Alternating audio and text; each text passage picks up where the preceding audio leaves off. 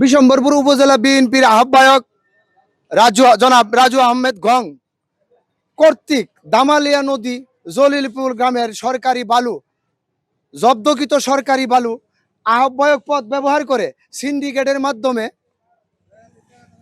প্রচুর অর্থের বিনিময়ে তার রাতের আধারে বলগেট ভর্তি করে তার বাহিনী দ্বারা বিক্রি করার সুযোগ করে দেয়। ওই অবৈধ কাজের প্রতিবাদ করায় আমি সেই অবৈধ কাজের প্রতিবাদ করাই সে আমাকে চাঁদাবাজ আখ্যা দিয়ে মানববন্ধন করে। আমি বিগত 16 বছর বিএনপির রাজনীতির সাথে সক্রিয়ভাবে জড়িত। আমি 2 বার জেল কাটছি, 3টা মামলা 5 তারিখের পরে আমার মামলা শেষ হয়েছে। বিশম্বরপুর উপজেলার একজন আহ্বায়ক হয়েছে রাজু আহমেদ। সেই রাজু আহমেদ আহ্বায়ক হয়ে আসার পর থেকে সিন্ডিকেট করে আমাদের এই দামালিয়া নদী থেকে সরকারি জব্দকৃত বালু লুটপাট করে নিয়ে যাচ্ছে। এলাকার মানুষ বাধা দিলে তাকে আন্ডারগ্রাউন্ডে ঢুকাইয়া হামলা দিবে এরকম হুমকি হামকি দিচ্ছে।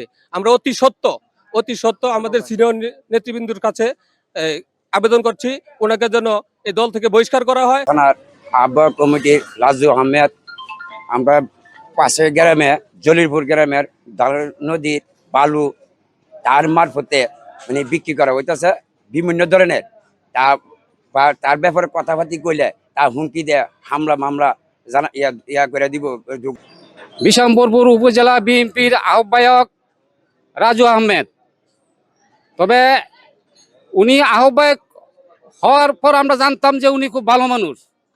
এখন দেখতেছি সব জায়গায় উনি চাঁদাবাজি করা আরম্ভ করে দিছে।